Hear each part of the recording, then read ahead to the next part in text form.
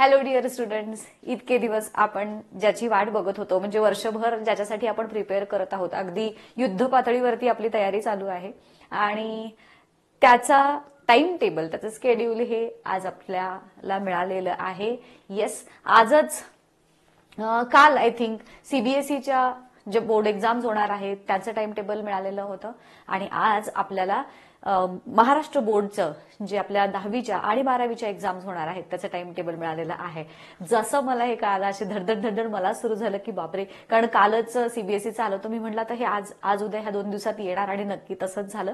आणि म्हटलं आता चला बघूयात काय कधी परीक्षा सुरू होतीये, काय होतंय. सो टाइम टेबल मला मिळालं, जसं मिळालं तसं मी तुमच्यासोबत घेऊन आलेली आहे. सो इथे तुमची जी पेपर, जो तुमचा पहिला पेपर आहे 21 फेब्रुवारी हा तुमचा पहिला पेपर असणार आहे. त्या दिवशी तुमचे मराठी म्हणजे प्रथम भाषा जी आहे सगळ्यांची तुमची मराठी असणार आहे, बरोबर. सो प्रथम भाषेचा मराठीचा पेपर, आणि मग ज्यांची प्रथम भाषा इंग्लिश असायचा तर काही प्रश्न नाही, तर ते इथं हे सगळे लँग्वेजचा फर्स्ट लँग्वेजवाला. आणि सकाळी म्हणजे फर्स्ट लँग्वेज ज्यांची आहेत हे, आणि दुपारच्या 3 ते 6 मध्ये सेकंड और थर्ड लँग्वेज जर्मन, फ्रेंच ह्या जर तुमच्या असतील तर तुमचे ते पेपर असतील. त्यानंतर हे झालं 21 फेब्रुवारीचं. 22 फेब्रुवारीला शनिवार येतो, म्हणजे 21 फेब्रुवारीचा आपला शुक्रवारपासून तुमची परीक्षा. मार्क करून ठेवा कॅलेंडर्स मध्ये आता. सो शनिवारी 22 फेब्रुवारीला तुमचे टेक्निशियन वगैरे, म्हणजे तुमचे ह्याच्यामध्ये माझ्या मते इलेक्ट्रॉनिक्स, हार्डवेअर वगैरे, मेकॅनिकल टेक्नॉलॉजी हे सब्जेक्ट्स मेजॉरिटी स्टुडंटचे नसतात, अगदीच कमी स्टुडंटचे असतील. सो तुम्हाला 22 फेब्रुवारीला थोडक्यात सुट्टी असणार आहे. मग 23चा रविवार गेला, 24 तारखेला सोमवार येतो, आणि ज्यांची सेकंड लँग्वेज मराठी असेल किंवा मग हिंदी तर इथं नाहीये, Kannada, Tamil, Telugu, so second language ज्यांची, आणि मग मराठी कंपोजिट म्हणजे मराठी संपूर्ण आणि मराठी संयुक्त. सो हे पेपर तुमचे 24 फेब्रुवारीला असणार आहेत. त्यानंतर येतो 25, 26 सुट्टी आहे, आणि 27 फेब्रुवारीला उर्दू, गुजराती वगैरे. मग म्हणजे तुम्हाला पण मेजॉरिटी इथे संस्कृत ज्यांचं संपूर्ण असेल, द्वितीय व तृतीय भाषा, तर त्यांचा हा पेपर असेल. आणि संस्कृत संयुक्त वगैरे वगैरे, हिंदी संयुक्त असे तुमचे जे पेपर्स असतील ते, हिंदी तर इथं मला दिसत नाहीये, संस्कृत, उर्दू, गुजराती हे संयुक्त विषय ज्यांचे असतील ते तुमचे 27 फेब्रुवारीला सकाळी तुमचे संपूर्णचे होतील, संध्याकाळी 3 ते 5च्या ह्याच्यामध्ये संयुक्तचे होतील. त्यानंतर शनिवारी 1 मार्चला तुमचं थर्ड लँग्वेज म्हणजे इंग्लिशचा पेपर असणार आहे 1 मार्चला. त्यानंतर 2ला सुट्टी, 3 तारखेला सोमवार येतो, त्या दिवशी तुमची हिंदी जी द्वितीय किंवा तृतीय लँग्वेज ज्याला म्हणतो आपण ती, त्याचा पेपर असेल तुमचा 11 ते 2 याच वेळेत. आणि ज्यांचं संपूर्ण हिंदी इथे 11 ते 2, आणि संयुक्त हिंदीचा पेपर त्याच दिवशी आहे पण 11 ते 1 या वेळेत असणार आहे, सेम वेळेमध्ये. त्यानंतर मग 4 तारखेला सुट्टी आहे, 5 तारखेला तुमचा मॅथमॅटिक्स पार्ट 1चा पेपर असणार आहे. त्यानंतर 6ला सुट्टी आहे, 7 तारखेला मॅथमॅटिक्स 2चा पेपर आहे. 7 तारखेनंतर मुलांना 8, 9 2 दिवस सुट्टी आहेत आपल्याला सायन्ससाठी. सो त्याचा आपल्याला छान फायदा करून घ्यायचाच आहे. नंतर सायन्सचा पेपर तुमचा 10 तारखेला आहे, सायन्स पार्ट 1चा. आणि हे फिजिओलॉजी, हायजीन वगैरे आय थिंक ते कुणाचे नसावेत माझ्या मते. त्यानंतर मग 12 मार्चला तुमचा सायन्स 2चा पेपर असेल. सायन्स मॅथमॅटिक्स पार्ट 1 तुमचा 5 तारखेला, 7 तारखेला मॅथ्स 2 झाला, म्हणजे 5ला तुमचा अल्जेब्रा आणि 7ला जॉमेट्री झाला की 8, 9ला सुट्टी. मग सायन्स आहे सायन्स 1चा. त्यानंतर 11चा 1 दिवस सुट्टी आहे, 12 तारखेला सायन्स 2चा. 13, 14 सुट्टी आहे, सोशल सायन्सचा पेपर 1 आणि म्हणजे हिस्ट्री, सिव्हिक्स, हिस्ट्री जो आहे तो.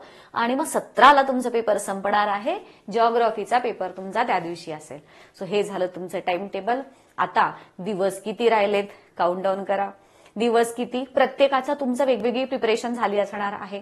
आता तुम्ही काय करायचं, आता पॅनिक होऊ नका. सगळ्यात पहिली गोष्ट, आपल्याला असं एकदम पॅनिक व्हायला होतं की आता काय करू. सो एकदम शांत राहायचं. सगळ्यात पहिल्यांदा आता तुम्ही काय करा, मोजा दिवस किती राहिलेत.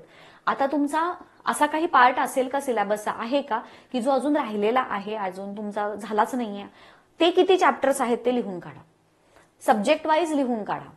म्हणजे जसं मी माझी मुलगी, ती पण आता 10वीला आहे, तर तिला मी पहिल्यांदा जसं काल टाइम टेबल आला, आम्ही पण कामाला लागलो, तिला म्हटलं बाई तुझे काय राहिलंय लिहून काढ, किती दिवस किती चॅप्टर. सो सब्जेक्ट वाईज मग तुमचे सायन्सचे एवढे चॅप्टर राहिले, मॅथ्सचे एवढे राहिले, मॅथ्स 1चे एवढे, मॅथ्स 2चे, असं तुम्ही सब्जेक्ट वाईज काढा. मग तुमच्याकडे दिवस तेवढे ते चॅप्टरला डिव्हाइड करा आणि मग त्याच्यावरून तुम्ही एक तुमचं आता इथून पुढचं टाइम टेबल हे तुमचं इंडिव्हिज्युअल असणार आहे. कारण आतापर्यंत तुमचा प्रत्येकाचा अभ्यासाचा स्पीड हा कमी जास्त असणार आहे. त्यामुळं आता इंडिव्हिज्युअल टाइम टेबल तुमचं प्रत्येकाचं बनेल, ज्याच्यात तुमचं जिथं कमी राहिलंय त्या पद्धतीनं तुम्ही त्याच्यात डेज जे आहेत ते ऍडजस्ट करा. आपल्याला डिसेंबर मिड पर्यंत साधारण सगळा पुन्हा एकदा रिव्हिजन होऊन मिड डिसेंबर पासून तुम्हाला पेपर मात्र सॉल्व्ह करायला घ्यायचे आहेत. जितके जास्त पेपरची तुम्ही प्रॅक्टिस कराल तितकं जास्त तुम्हाला त्याचा बेनिफिट मिळणार आहे, ह्याचं तुम्ही खात्री बाळगा. सो आपणही लवकरच लाईव्ह रिव्हिजन सिरीज सुरू करूयात तुमच्यासाठी, बिकॉज बराचसा सिलेबस जो राहिलेला होता तो आपला आपण कंप्लीट करूयातच, नो डाऊट. त्याच्याबद्दल तुम्ही काही खात्री बाळगाच. तुम्हाला नोट्सही आता लवकरात लवकर मी द्यायची व्यवस्था करते. सो माझ्याकडून तुम्हाला शक्य तेवढ्या लवकर सगळी हेल्प, कारण आता आपल्यासमोर असं डोंगरा एवढं काम राहिलेलं आहे. सो पण काळजी करू नका, अजूनही गोष्टी मॅनेजेबल आहेत.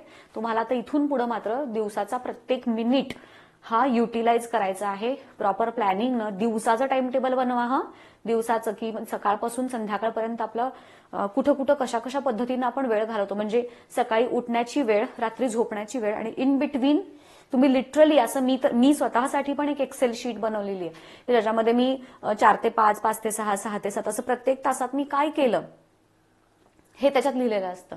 सो दॅट आपल्याला कल्पना येते, आयडिया येते की आपला कुठं वेळ एक्झॅक्टली जात आहे वाया, आणि मग आपण तो वेळ प्रॉपर आपल्या कामासाठी, अभ्यासासाठी युटिलाइज करू शकतो. लवकरच मी तुम्हाला तुमचा इंडिव्हिज्युअल जो आहे, म्हणजे बऱ्याच जणांचं असं असतं की सकाळी अभ्यास करू का संध्याकाळी. आता 10वीच्या मुलांना खरं तर हा प्रश्न पडायचं कारण नाहीये, बट स्टील मी तुम्हाला त्याच्याही विषयी गाईड करेनच. इथून पुढे राहिलेल्या दिवसात तुम्ही कशा पद्धतीनं काय तुमचं शेड्यूल असणार आहे. तुम्हाला जर इंटरेस्ट असेल तर आपण एक क्रॅश कोर्स जो आहे तसं क्रॅश कोर्स देखील लॉन्च करूयात. पण मला तुम्ही कमेंट करून सांगायचं की येस मॅम क्रॅश कोर्स घ्या, आमच्यासाठी फ्रीमध्ये घेण्यात येईल, त्याच्यासाठी कोणतेही चार्जेस असणार नाहीत, बट तुमचं मॅक्सिमम पार्टिसिपेशन त्याच्यात असलं पाहिजे. सो आपण रोज लेक्चर घेऊयात लाईव्ह, की ज्याच्या थ्रू तुमचा सिलेबस ऑनलाईन लेक्चरच्या द्वारे लाईव्ह सेशन्समध्ये कंप्लीट करूयात. सो ज्यांना असा क्रॅश कोर्स हवा असेल मला कमेंट करून सांगा, मग आपण त्या पद्धतीनं त्याच्यावरती देखील वर्क करूयात. सो चला आता कंबर कसून कामाला लागायचं आहे. काही नाही, होतं व्यवस्थित, फक्त आपल्याला प्रॉपर स्ट्रॅटेजी कळली, आपली एकदा ठरली की मग टेन्शन जातं. सो चला कामाला लागूयात. All the best to you. Thank you.